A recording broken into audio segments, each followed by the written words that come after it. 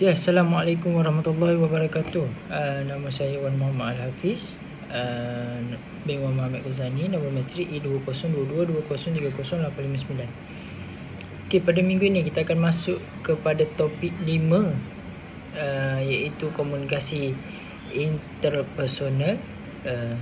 Pada minggu lepas kita telah mempelajari, saya telah memberi penerangan tentang komunikasi intrapersonal, dan minggu ni kita akan masuk kepada interpersonal.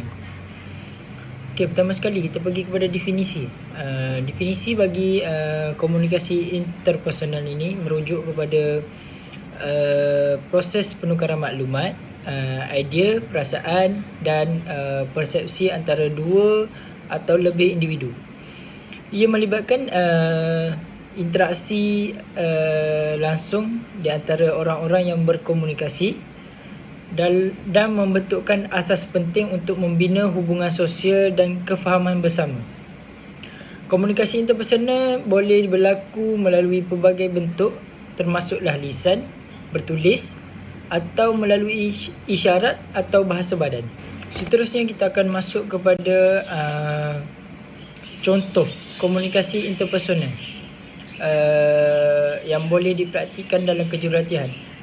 Kerana dalam kejuratan sukan ini, komunikasi interpersonal memainkan peranan yang penting dalam membina hubungan yang kukuh antara pelatih dengan atlet dan juga anggota pasukan.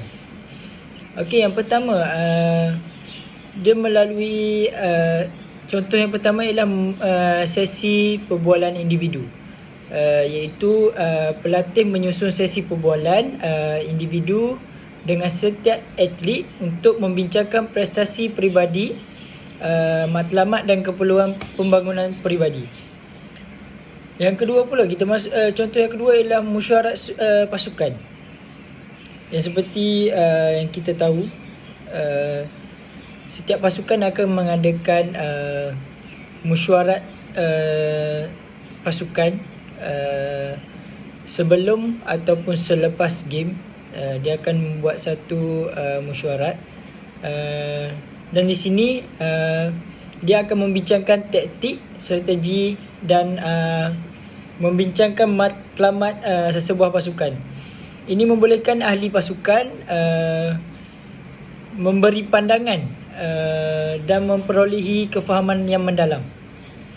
Okay, yang ketiga, kita masuk kepada contoh yang ketiga ialah sesi pemantauan prestasi.